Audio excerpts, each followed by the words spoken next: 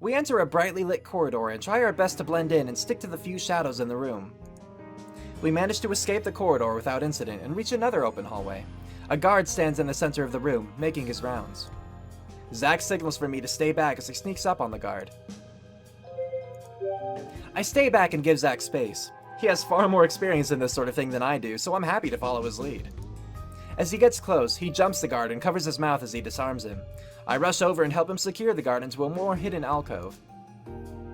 He struggles as we place him in a chair. I hold him down as Zack approaches him. Where are the commander's quarters? I'll never tell. Zack grins as he cracks his knuckles. Ah, good. No! Don't capitalize that. Good? I was hoping you'd resist. It makes interrogation so much more fun. Okay, that happy face is weird on him. The guard resumes his struggles, but I continue to hold him down. Zack slowly approaches, and I see the fear creep into the guard's eyes. Hold on a second. Zack doesn't stop. He balls his hand into a fist. The guard looks at me with panic in his eyes. I'll talk. Just get that crazy guy away from me. Zack frowns, but stops walking towards him. The commander's quarters are right down this hall, and then a left at the next fork. His is the last room down that corridor. Okay. That's all we needed. Thanks. With one knockout punch, the guard falls unconscious and the two of us hurry off. As we turn down the hall, I face Zack. I'm surprised that was so easy. Zack sighs. I know. How disappointing. I look blankly at Zack. Okay then. We sneak through the corridors and remain unspotted as we follow the guard's instructions. We recognize the commander's quarters immediately and see the two heavy mahogany doors at the end of the hall are slightly ajar.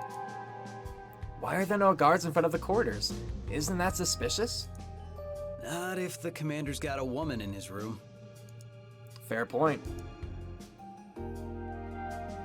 We slip into the room and are immediately greeted by a frenzy of whispers from Liana. Oh, finally! You guys sure took your sweet time. Those are whispers, all right.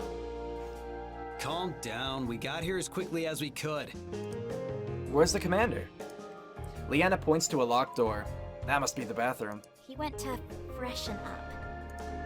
She shudders. Zack crosses his arms. Okay, then what are you doing just standing around here for? Get in a position. What position?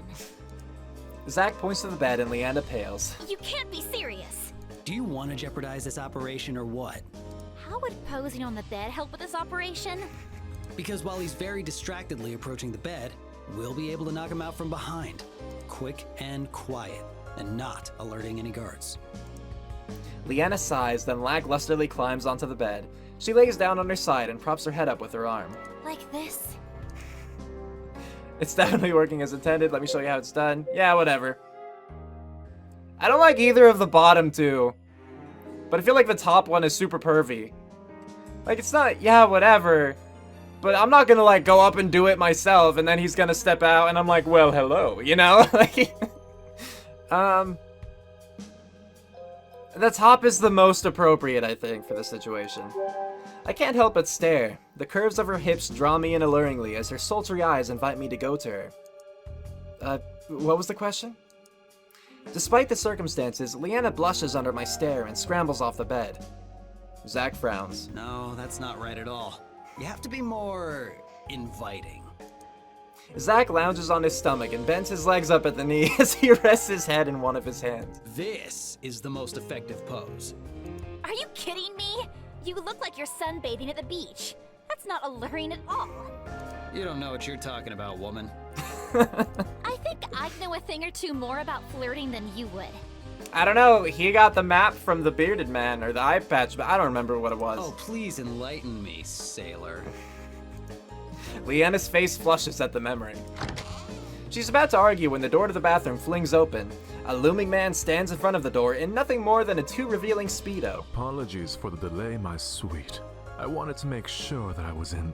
Yeah, see, that's why I didn't try to show her how to do it, because I knew the door would just open. He freezes when he sees Zack on the bed, and for a moment, nobody moves. All right, before we begin fighting, I have a really important question. Zack mimics Liana's original pose. Is this attractive? The commander's face turns red with rage. No! Thank you. That's exactly what I said. Well, it would have been attractive if I were doing it. I'd agree to that if anyone cares about my opinion. The commander roars out in anger. Zack rolls off the bed and withdraws his discharges in one smooth motion as Leanna's manipulator glows. I pull out my sword and ready a fighting stance. Yeah, I don't think this scene was avoidable. The commander glares at us. Do you really think that a bunch of amateurs can take out someone as powerful as I? You fools will regret ever crossing paths with a Shadow General. I kinda want Broodman to jump in again. He raises his arms and readies a stance, then his face falls as he realizes he's naked. Oh, shit. Zack shoots a blast which knocks the commander down. He smashes his head against the dresser and falls to the ground with a heavy thud. Leanna rushes to check on him, her sword at the ready, but he is knocked out cold. I sheathe my blade. That was easy. They aren't so tough without their magic. Leanna has her manipulator out and performs a scan. He said he was a Shadow General. That just confirms that this has something to do with Void. Well, not necessarily. People could still use Dark and Shadow and stuff in their names, but it could be a good indication. She suddenly focuses on an area in the floor. Prying up the floorboard, we find a large bag filled with dark spheres. Tainted spheres. Okay, now that's a much more that's much more telling. Definitely Void. We can't leave the spheres here. We have to take them. We'll be too conspicuous lugging this bag around. But it would be even more dangerous to leave them here for them to use. Also, what should we do with the Shadow General? Just leave him here? Zack shrugs. Suddenly, the window crashes open. Yay! We ready ourselves for another battle, but we recognize the figure as Broodman. He dusts himself off as he heads straight for the commander. Finally, we meet again. Broodman doesn't seem to notice we're there as he continues addressing the commander. For all these years, I have slowly unraveled everything you've worked so hard to build. I have been that splinter that you just can't pull out. And now I am here to finish what I have started. You got this. For I am Broodman. You killed my brother. Prepare to die. And a little bit of Princess Bride in there too? That's fun. He frowns as the commander doesn't react. And even now, you won't give me the decency of even acknowledging my presence. He moves in to kick the commander when we stop him. Hey, wait! He's unconscious! Broodman pauses. Ah, yes, of course. He was so intimidated by my speech that he passed out in fear. That's right. That's not what... Broodman strides to the commander and seemingly without effort hauls him over his shoulder. Don't worry, I'll take it from here. He launches the commander out of the newly opened window. What the heck? We're on the second floor! Oh. We rush to the window. A fall from the second level may not be fatal, but it could still break a few bones. Luckily, the commander landed on a bush and looks unscathed. Broodman crosses his arms triumphantly. All according to plan, my friends. He climbs back through the window and lands on his feet beside the commander, then takes him away into the night. We pause as we let all of that sink in. We should get out of here before we attract too much attention. Okay, fun. Leanna nods. She carries the bag of tainted spheres as naturally as she can and pushes open the doors. There are 2 guards now stationed in front of the commander's quarters, and they give us questioning looks as the 3 of us slip out, careful to close the door behind us. Where is the commander? Please don't disturb him. He's all tuckered out from our certain activities. She winks. The guard clears his throat uncomfortably. Right, I understand. Man, she pulled that out, look at that! The second guard looks suspiciously at Zack and me. Hold on, what about you two? Oh, don't worry. We took part in those activities too. I wink and try to hold back my laughter at their horrified expressions. Would you like us to elaborate? Nope, not necessary. You may go. Hey, what can I say? Shadow General's kinky. Zack grins as the 3 of us waltz out of the corridor. Because the commander had made it clear what his intentions were with Leanna, we had no trouble with any of the guards milling about and were able to exit the mansion unquestioned. Once we were safely outside, we raced back to the inn. Bursting through the doors, we very urgently scoop up Amy and Kara. Greetings upon your safe return. I assume your endeavors were successful. Yep, everything's great, but we should really be getting a move on now. We'll fill you in on the details later. So are we leaving at night? We're not going to stay the night here again? Amelia looks surprised, but Kara notices the bag Leanna carries and urges Amy. Sounds good. We've been itching to get out of here anyway. Come on, Amy. Let's go grab our things and head out. The sooner we're out of here, the closer we'll be to Ellendale. That's true. Amy shrugs and follows Kara upstairs to grab their things. Once they return downstairs, we depart. As we leave Wolfstand, I spot the familiar dark visage of Broodman. Beside him is a woman wearing a hooded green cloak. She carries a large bow on her back. What are they doing? What are they doing here? I slip away from the group and step closer to Broodman, making sure to stay hidden from their view. The woman has braided, long white hair, and fine lines trace her tan skin. Broodman nods. The deed has been done. Void's operation here will crumble without their commander. Wolfsten need fear the shadows no longer. The woman nods in satisfaction. We get nothing from her. Cool. Suddenly, her gaze slides to me. I freeze, unable to move. What do I do? Broodman notices her gaze and looks at me. He flashes me a broad smile and gives me a thumbs up. The woman's face is partially hidden behind a scarf, but she nods slowly, approvingly. Then she abruptly turns and leaps up. She scales the wall and disappears onto the rooftop, silent and graceful, like a cat. Broodman pulls himself up using his brute strength before following closely behind. At least I know he's doing okay. I catch up with my friends as we continue out of the gates of Wolfsten. I approve. I approve. Once we're on the road, Leanda and I fill the rest of the team in on what happened. After traveling as swiftly as we can for the rest of the evening, we decide to make camp. I mean, I guess if it was just at sunset, you know, yeah, you'd still have some good hours. We choose a secluded area off of the main road and set to work. Leanna and I split up to search for firewood while Zack and Kara prepare our rations. Amy unrolls her sleeping bag and lights the campfire. The Pongo cuddles beside her and watches the dancing flames. Once the food is ready, all of us gather around and begin to eat in silence. Kara playfully breaks the silence. Foiling another void operation. Seems like just another day in the life now. Actually, now that you mention it, we have seen a lot of void presence lately. Weren't they supposed to have been disbanded and outlawed? Why are they everywhere? Unless every single person who believes in Void's ideals and goals are gone, it's impossible to fully get rid of Void. They've always been around, even after the Tree of Assyria. They're just more secretive about it now. It's just, you won't find them unless you know where to look. Amelia thinks. If what you say about Void and its operations are true, then the most logical course of action would be to alert the Mage Guild or Academy of their whereabouts. They're probably already aware of Void activities and have missions to monitor or take care of things. It's true that the Mage Guild is involved with a lot of suspicious reports of magical activities. I'm sure many of them have some connection to Void, which the Guild would keep secret so as not to entice widespread panic. Incite, not entice. Incite. They're different. Also, when are you going to change? That makes sense. A resourceful organization like that would have some serious flaws in its intelligence if they were completely blindsided by all of this. Amy nods. What has been said seems sensible. Zack points to the bag of spheres. What are we gonna do with those? Someone will probably come looking for them. Leanna moves towards the bag. We'll turn them into the Mage Guild of the next city, and let them know what happened. She tries to secure the bag when a blue little head pops up. Poi! The Pongo dives back into the sea of spheres, and we hear contented sighs of Poi. Pongo, what are you doing in there? She reaches straight into the bag and pulls him out, much to the Pongo's dismay. Poi! Poi! He struggles against her grip, but she grabs him firmly. If a Pongo absorbs a tainted sphere, will the Pongo become tainted too? Amy shakes her head. No, the way a sphere becomes tainted is by becoming supersaturated with energy, thus becoming unstable.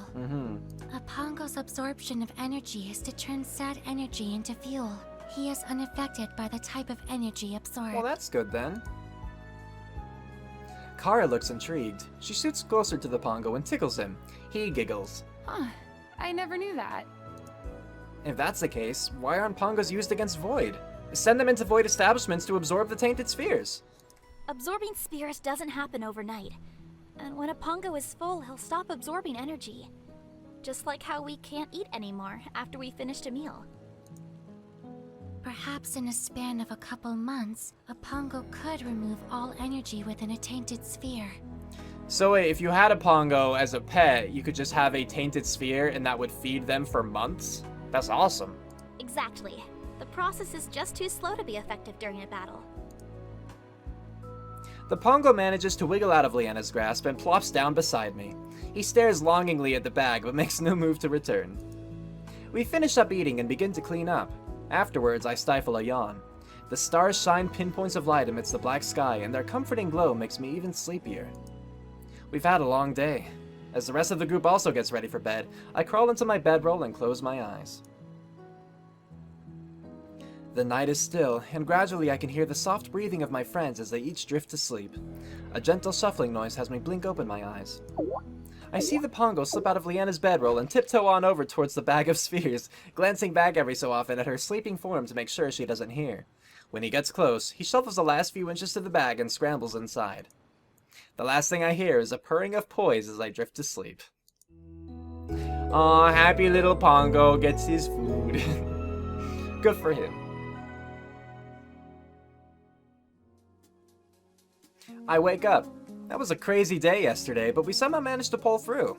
I stand up and stretch while looking around. Everyone seems to be sleeping. Everyone but Leanna, of course. She is always up bright and early to practice. I think she's rubbing off on me because I'm waking up early these days too. Also, just that second sentence, like, change it a little. The punctuation's just wrong. I look down at my Pongo. What the? He's a bigger blob than I remember. He grins contentedly. Were you absorbing energy all night? Poi. Glad to see you're so happy. No more energy for you. You do you. You know, glad to see you're happy, yeah. I smile at my Pongo and pat him on the head. He snuggles against my hand. Whatever makes you happy, little guy. Poi. I stretch again.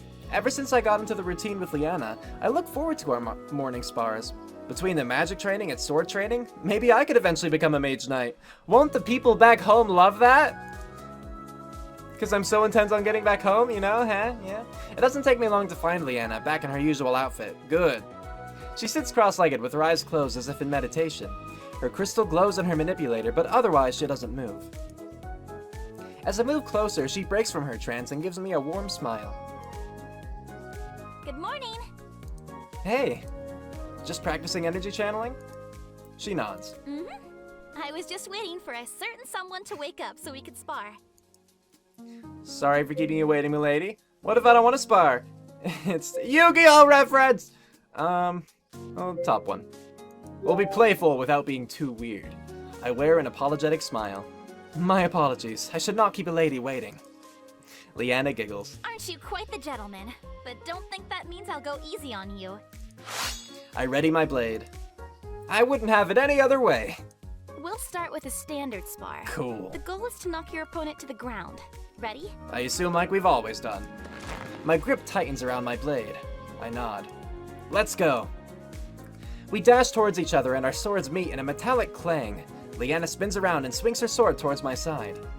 I bring my sword down and hear another clash as metal hits metal.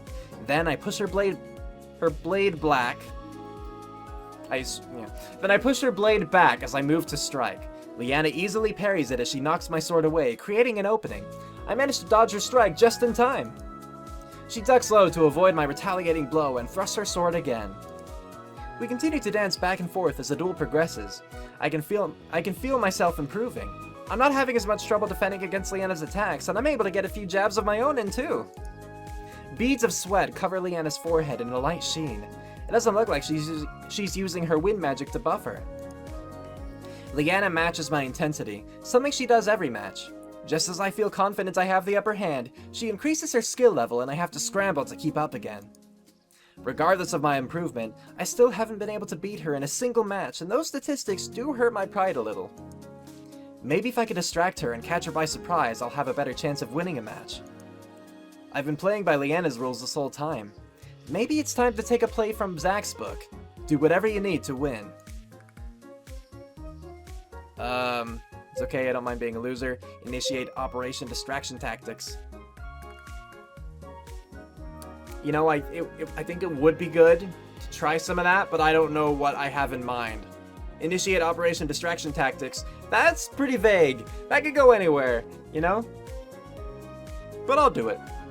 You know what? I'm gonna quick save, and then I'll do it. Okay, I'm not quick saving because I hit the wrong button. Whatever. I wonder if it's even possible to rattle Leanna. I guess we'll find out soon. What would be the best way to distract her? Look, a squirrel. There's a spooky ghost behind you. I find you attractive. I like just how blunt that seems right there. Ghosts have been proven to distract her, but particularly in dark forests where it seems like a possibility. So I think the bottom one is most distracting. I know this might not be the most appropriate time to say it, but I really like you. Wait, what did you just say? Leanna's cheeks tinge pink, and there's a pause in her movements as she's taken aback. Now's my chance! Before Leanna has a chance to react, I strike her with the flat of my blade. She scrambles to block the attack, but leaves herself wide open in doing so. Taking advantage of the opening, I connect a shoulder tackle and Leanna falls ungracefully to the ground. It takes a moment for this image to set in. I did it! Leanna glares at me and frowns. Hey, that's not fair! I am the greatest swordsman of Asaria. The student becomes the master. Don't be such a sore loser. I think this is the most playful one, so I'm gonna go with it. There is no shame in being bested by Riz Grestar, the greatest swordsman who ever walked the plains of Asaria. Leanna scoffs. A great swordsman wouldn't need to resort to cheap moves. Don't be so salty. Leanna's manipulator flickers to life. Two can play at that game. She glares daggers at me. Uh-oh. Wait, hold on. I was just kidding earlier. Before I finish my sentence, Leanna thrusts her gauntlet forward and a powerful gust of wind pulls me into the air. Whoa! I wave my arms helplessly as I try to return my feet to the ground. Then my momentum ceases and I hover for a split second. I was making fun of haver, but it's hover. For a split second before I come crashing down to the ground. I gasp for breath as I stare up at the sky. As my vision clears, I see Leanna looking down at me with a triumphant smirk on her lips and her hands on her hips. Alright, I might have deserved that. Might? Let's go with definitely. Leanna laughs and extends a hand. I can't let her win on such a smug note. I grab her hand and yank her down with me. She yelps in surprise as she loses her footing and falls to the ground. Before she can make sense of what is happening, I roll over and pin her under me. What are you doing? That's twice you've let your guard down. She frowns. And that's twice you've used cheap tricks. I shrug. Well, how else do you expect me to beat an unbeatable mage knight? Huh? I've seen the way you fight in a real battle. You'd mop the floor with me in an instant if we sparred for real, and you used even half of your capabilities. That's not true. In our last couple of spars, I've been pushing myself to match your intensity. You're just saying that. Leanna shakes her head. In the beginning that would have been true, but your growth as a swordsman has been tremendous. How much you've learned and improved in such a short time. I've never seen anything like it. Leanna looks up at me with a genuine smile and pride in her eyes. Despite myself, I can feel my cheeks getting hot. Let's be honest, the credit should go to the person who works tirelessly to train me every day. I smile at her and she smiles back. This time it's her turn to blush, and as our eyes lock, I feel a warmth course through me. I'm reminded again just how amazing she really is, and the fact that I'm on top of her. It still impresses me just how much time Leanna spends to help me in whatever way she can, and I'm eternally grateful, just like those little aliens from Toy Story. She searches my eyes with her own, and then her cheeks turn redder. I suppose you did technically knock me down first, which would make you the victor in this spar. That's true. I'll take any win I can get at this point. She laughs. I'm acutely aware of her body beneath me, but neither one of us seems eager to move apart. There's a moment of hesitancy to her voice as she speaks softly. Well, you finally got me. What are you gonna do next? Wait, no! Again, her eyes search my own, like a gentle breeze urging me into their direction. The sunlight glits off of her armor, and I feel the kiss of her skin as she shifts beneath me. See, kiss? Do you see them hinting that there? What do you want me to do? She lowers her eyes and parts her lips as if about to speak, but no words come out. My gaze falls to her full lips, and I can't stop myself from imagining how soft they would feel. Slowly, I begin to bridge the gap between us. Who's gonna interrupt this? Something's gotta happen. When we hear a noise beside us. Where did you two disappear to? The way it cuts off. It seemed more like the audio take cut off than the actual, like, recording, you know what I mean? I whip my head around to see a stunned Zack. He looks at me, pinning Leanna to the ground, and shakes his head as he quickly turns away. Forget I asked. It's not what it looks like! As fast as lightning, I jump off of Leanna. My face feels like it's on fire. Leanna scrambles to her feet, her face just as red as mine. We were just sparring. What an interesting way to spar. Leanna's blush somehow deepens. You have it all wrong. Right. Anyway, when you finish up your, spar, feel free to rejoin us at the camp. Food's ready, not that I have an appetite anymore. Sorry, Zack. Zack heads back to camp without giving us a chance to retort. Leanna points to me, refusing to make eye contact. You stay right there. Yes! I'm going back first. You can follow later. We are not going back together. There are so many lines recently that have been, like, recorded differently than they're set, you know, than you can actually read here. Right, not together. Leanna collects her sword and miscellaneous items, then power walks away from me and back to the camp. What the heck just happened? After taking a moment to compose myself and still my pounding heart, I also gather my sword and items. Then I wait what I think is a suitable amount of time before following her back to camp. Everyone else is out by the time we return to camp. I smell the delicious aroma of food and grab myself a bowl.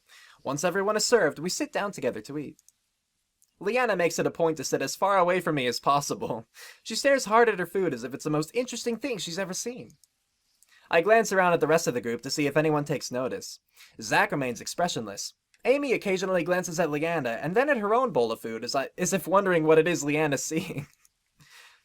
Which is weird because Amy was usually the one who's constantly pointing out the sexual tension. I hesitate, not sure I'm ready for the inevitable teasing, then brace myself and look at Kara. She doesn't seem to notice me and is cheerfully enjoying her meal. At least Zack didn't tell anyone else. After a few moments of silence, Amelia seems to remember something and grabs a book from her pack. Here. She hands it to Kara. Kara blinks in surprise, and I notice it's the same book Kara gave Amy back at the Earth Temple. You don't want this anymore. She's already finished recording the notes, huh? Amelia shakes her head. I have read through the literature and it does not contain or she any just read it. information which could be of use. Really? We found it in an old temple. Are you sure it's not something that the Mage Academy would want?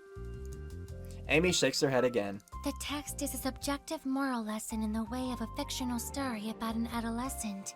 This yields no academical benefit. I see. Kara thinks, then shrugs. Okay, if you're sure you don't want it, then I can sell it. It's still an ancient relic after all. Yeah? Do as you please with it. Okay. All right, thanks, Amy. Yeah, go Kara, she makes money. She nods and resumes eating. Once everyone has eaten their fill, we clean up camp and continue on our journey. Is that gonna come back at all, the book thing? I don't know.